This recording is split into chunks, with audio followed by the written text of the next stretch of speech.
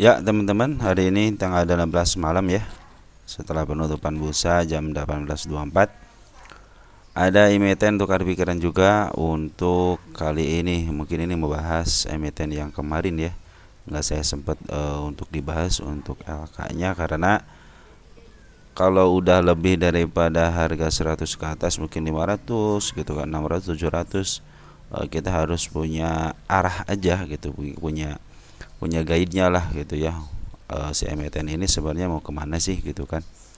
Maka kita butuh harga wajarnya biar teman-teman atau saya juga sendiri, oh ini mau ke arah atas atau ini ke arah bawah gitu. Jadi kita tahu ya. Baik teman-teman, bukan untuk menggurui ya ini. Tukar pikiran artinya teman kita punya emitennya, saya bertukar pikiran.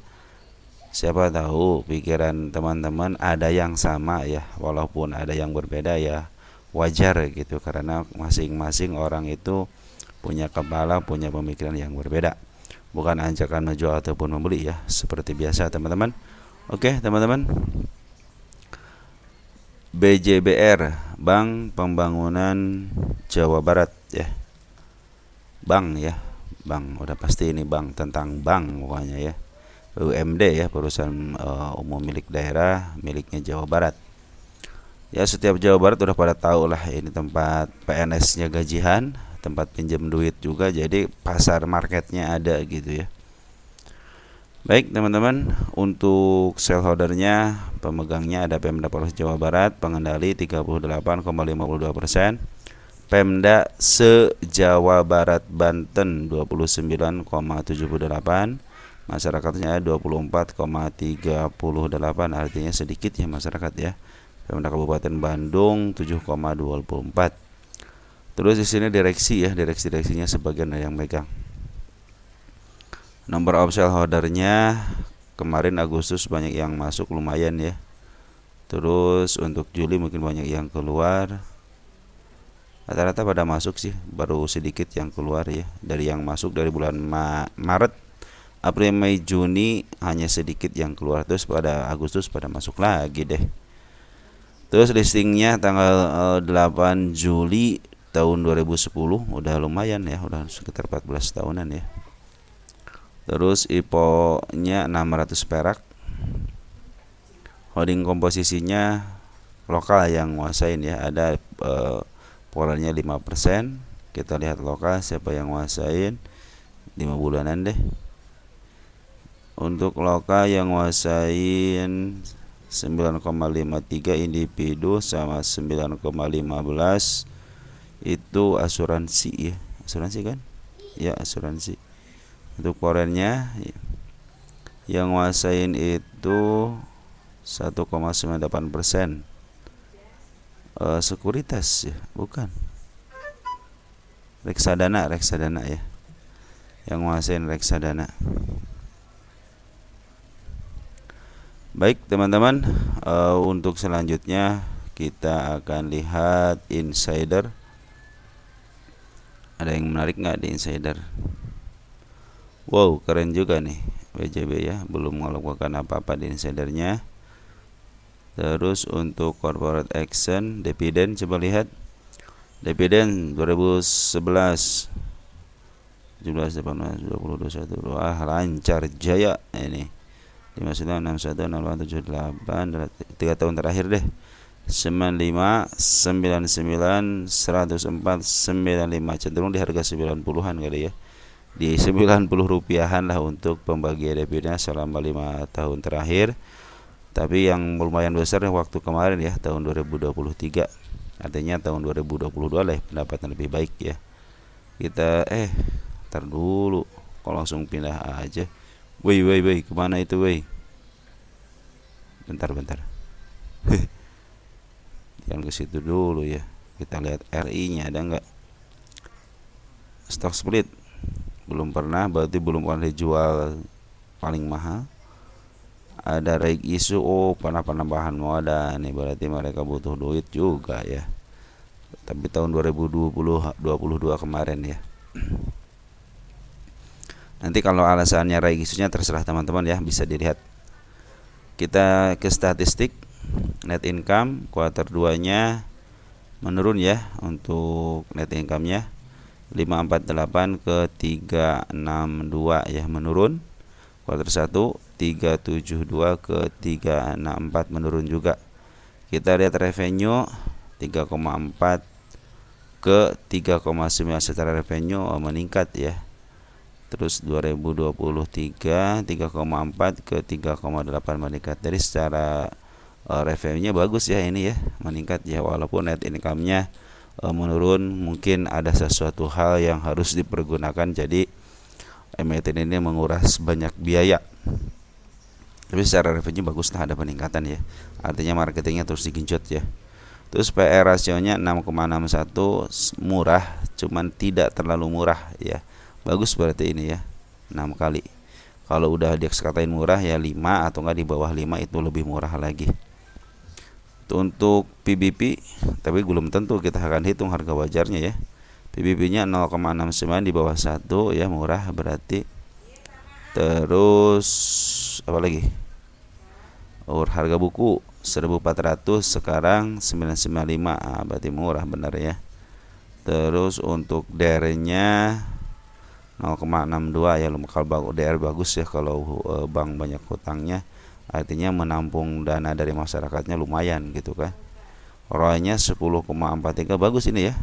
Teman belum bagus, cuman bagus gitu, 10,43. Kita lihat cash 2,91 triliun, ekuitasnya 15,1 triliun ya, lumayan ya. Hutangnya 9,3 triliun. Oke. Dividennya udah final ya, 95,05%. Kita akan lihat untuk ekuitasnya.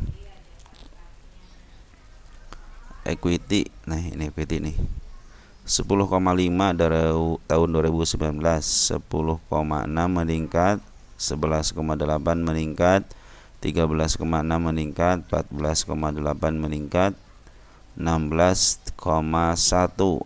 Bagus berarti ini, semakin tahun semakin meningkat untuk ekuitasnya ya. Terus PBB-nya 1,6, 0,7, 1,02, 1,06, 1,08, 0,8, 0,67, berarti sekarang lagi murah. Pernah dijual di angka 1 selama 5 tahun terakhir, 1,6. Kalau untuk bagi dividen 1,6 sangat wajar sebenarnya ya, apalagi sekarang bagi dividen harganya di bawah lagi gitu ya. Baik, langsung ke Pundacat. Pundacat udah saya atur untuk PE rasionya. Kalau dilihat dari Pundacat, ini berdasarkan bawaannya dulu ya. Pernah menyentuh kemarin di under value-nya untuk 1 tahunan itu di harga 940 ya. Sempat meningkat ke 1019, menurun lagi, meningkat, sekarang menurun lagi, sekarang mau grow up ke atas. Artinya sekarang lagi murah. Pernah menyentuh harga termurahnya 936. Untuk standarnya berdasarkan chart dari Stockbit-nya di 1000-an ya. Ini harga standarnya berdasarkan itu, sebetulnya 1000. Ini juga udah lagi murah ya, dalam untuk 3 tahunan lagi murah, tapi belum murah banget untuk jangka 3 tahunannya. Standarnya di angka 1100 ya. Terus 5 tahunan. 5 tahunan juga murah ya, sempat dijual di harga berapa? Pernah menyentuh under value nih di 665, 69 ya. Tahun berapa ini? Tahun 2020, Covid ya, tapi langsung jus ke atas ya. Ini lagi murah teman-teman selama 5 tahunan sampai mungkin nanti menuju ke 1200-an ya. Kita lihat jangka panjang untuk 10 tahun. 10 tahun juga lagi posisi downtrend ya, dari 1700 sekarang 995. Jadi udah copot 700 poin ya. Jadi sekarang lagi murah teman-teman nih, lagi murah ya. Sekarang juga udah mantul gitu kan. Kalau jadi jangka pendeknya sih udah mantul ya. Kita lihat jangka pendeknya ya. Nah, baik teman-teman, kita akan hitung berapa sih harga untuk Hajawagar untuk BJBR. Baik, kita di sini punya PE rasio tengahnya itu 6,48.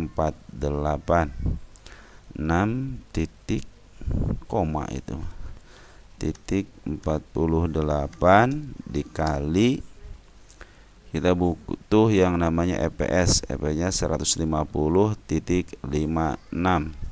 150.56. Hasilnya di 975.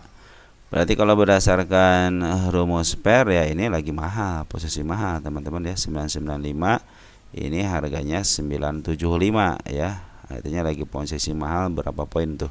75 ke 95 ya. Sekitar 20 poinan ya. Baik, kita akan hitung satu lagi berdasarkan rumus PBP ya. Bagaimana dengan rumus PBP? Untuk PR rasio maaf, PBP tengahnya selama 3 tahunan itu 0.94. 0.94 dikali, kita buku harga buku 1443.31. 1443.31. Hasilnya 1356. Nah, udah ketahuan kan sekarang harga bukunya segitu. Nah, kita punya patokan teman-teman ya. Oke. Kita akan hitung. Tulis dulu teman-teman, kita tulis dulu ya. Harga wajar. Harga wajar berdasarkan per 9 berapa? 975. 975 berdasarkan PBP 1356.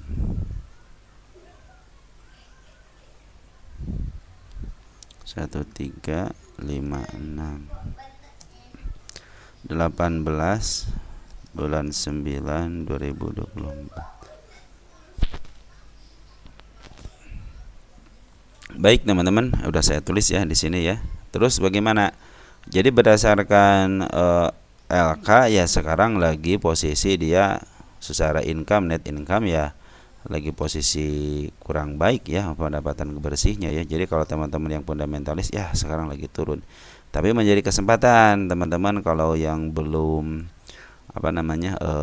yang suka dengan fundamental, sekarang lagi turun nih.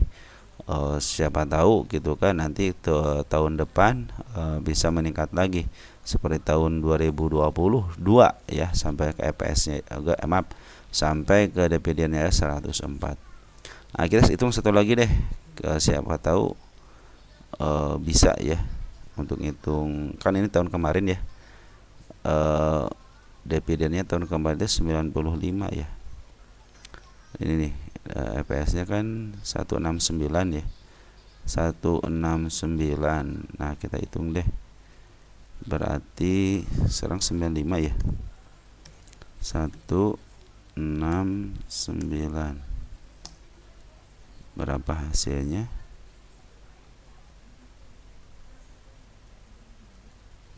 56%.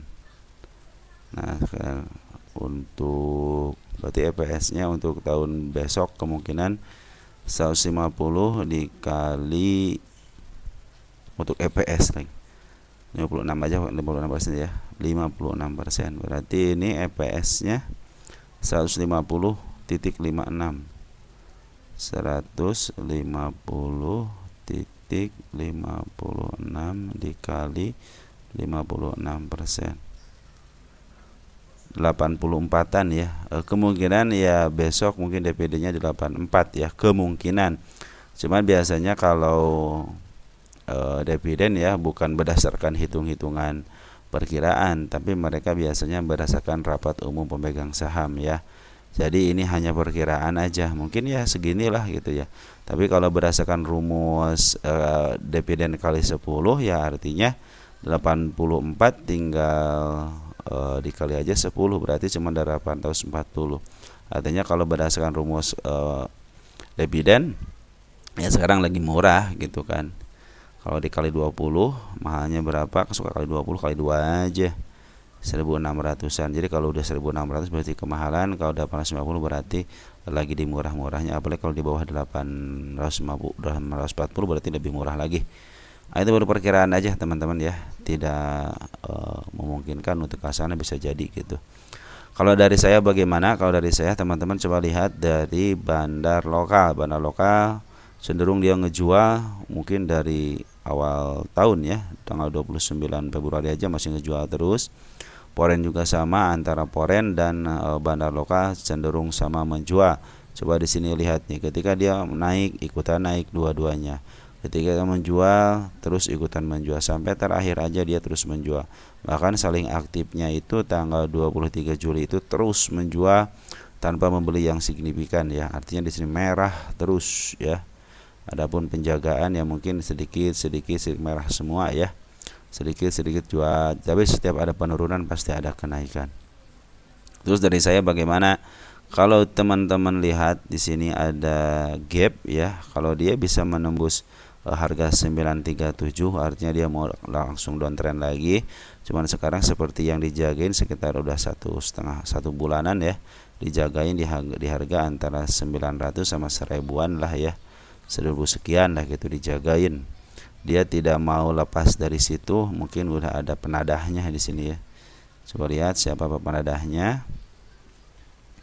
Mungkin selama 1 bulan ini si emiten BJBR ini ada yang nadah, jadi santai ya, bisa tahu siapa gitu. Sini smart money yang masuk gitu kan. Sebab smart money tebal banget di area-area pembuangan ya. Sini kan merah nih. Nah, pembuangannya tebal banget ya. Artinya nih selama dia sideways, ini sideways besar ya. 1028 sama 972 itu sideways besar. Artinya ada penurunan ataupun kenaikan tapi tidak lebih daripada itu. Ya hati-hati aja mungkin kalau dikasih ke 937, kalau berdasarkan rumus PE rasio ya ini 937 murah gitu kan. Mungkin tujuannya ya 975 aja atau enggak 1000 lah gitu. Tapi kalau berdasarkan rumus PBP ya 135 ya, 1300-an. Di area mana? Masih area jauh ya. Jauh lah, 1300 pokoknya ya. Kalau dari saya bagaimana? Kalau dari saya teman-teman terlihat kasat mata aja. Yang pertama ada gap ya di 1190-an. Kalau kita gedein teman-teman, di sini ada si kepala merah kecil di 1200 ya. Bisa jadi ke arah situ. Bila dia ke arah 1200 sudah tembus lagi, kemungkinan dia akan menembus harga PBB-nya di 1300. Coba 1300 ada jauh banget ya ini ya. Dia ngebuangnya sangat luar biasa, karena mungkin ini ada bagian dividen ya. Siapa tahu di sini ada nemu. Di sini teman-teman ada gap besar. Ini peluang ya. Ini peluang tinggal 1300 teman-teman ya. Jadi area gap ini adalah area PBB-nya ya. Area harga wajar PBB ya 1300. 1375 ya. Nah, seperti itu teman-teman. Jadi teman-teman bagaimana nih ya? Yang punya BJBR ya, 1375, di sini 1356 ya, anggap aja 1300 lah patokannya kalau untuk kenaikannya. Kalau sekarang bagaimana posisinya? Posisinya sekarang lagi dibuang dulu sama broker foreign ataupun broker lokal ya, bandar lokal. Terus kalau dia ke bawah dan menyentuh harga 935, kesempatan dia double bottom. Soalnya dia tidak mau nembus di sabah bottomnya ya, ketika di 971. Nah ini kesempatan lagi sebenarnya nih. Andaikan dia menembus ke 935, berarti dia mau melanjutkan penurunannya. Bisa jadi ke berapa ini? 939 ya. Berarti yang terbawahnya di sini nih. Ada di 939 waktu tahun 2014 bulan Juni. Nah, ada di situ tuh. Nah, di sini kan, di sini benar. Jadi ini yang ini, dia bila melewati ini teman-teman, artinya dia akan melewati penurunan. Kita tandain deh, ya, biar bisa melewati ini berarti dia ada melakukan perusahaan. Di sini juga gap up dikit. Apabila dia tidak tembus dan membuat, contohnya di sini langsung di up, terus dia sideways, setelah di up, kemungkinan dia akan melanjutkan kenaikan. Kalau dari saya, batas kenaikannya ada di antara 1080. Nah, kalau 1080 dia bisa up ke atas, kemungkinan 1100 sama 1300-nya bisa ketembus lagi. Kenapa? Di sini ada si kepala merah teman-teman ya. Kadang-kadang ini bisa ketembus Kenapa di sini susah? Di sini udah ketahuan. Di sini ada si kepala kembar 1, dia melakukan penurunan ya. Di sini belum ketemu lagi si kepala kembar. Di sini cenderung ada gap. Coba gapnya udah ketutup ya. Tinggal di sini juga nih si kepala merah ya. Si kepala merah 1 tidak bisa tembus di sini ya, akhirnya dia ke bawahin, di atasin lagi, dia mencoba lagi. Kalau bisa ketembus area 1025-nya mungkin dia akan tembus, apalagi kalau menembus area yang saya tandai nih, target pertama 1081, kemudian dia akan ke atas. Jadi hati-hati aja nanti di area 971. Kalau ketembus kemungkinan ke target keduanya di 935 ya. Kalau tidak ketembus membuat tangga baru, berarti dia akan meneruskan kenaikan ya. Jadi untuk yang punya emiten BJBR di 1300 masih bisa kejemput. Kalau bisa kurangin di 1356 nya, mungkin 1325 ya. Kalau yang punya di angka 1000-an ya masih aman, cenderung aman ya, 1000-an ya. Kita akan tulis target pertama deh di sini ya. Kita tulis target pertama, target 1 tanggal sekarang berapa? 18 ya. Ya, oke teman-teman, mungkin segitu aja. Nanti kalau ada perkembangan kita akan tulis target 2, target 3. Oke, segitu aja. Mudah-mudahan yang punya BJBR ini teman kita kalau nyangkut cepat terjemput. Kalau yang baru mau beli ya usahakan nyicil lah. Karena di harga 995 ini cenderung masih mahal berdasarkan PR ratio, tapi udah murah berdasarkan PBP. Silahkan teman-teman mau percaya kepada PR ratio atau PBP, karena masing-masing juga punya keunggulan. Atau percaya dengan gap, ya mungkin bisa jadi dia bisa ke 1300 juga, hampir sama dengan PBP-nya. Nah, mungkin sekarang udah agak lama, usai dibagiin dividen, kemungkinan dividennya sekitar 84 perakan ya. Itu baru kemungkinan.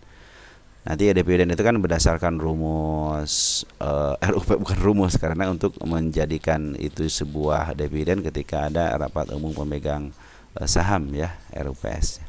Oke, segitu aja teman-teman. Semoga nanti untuk teman-teman yang belum diupdate nanti saya update ya. Oke, segitu aja. Ciao ya.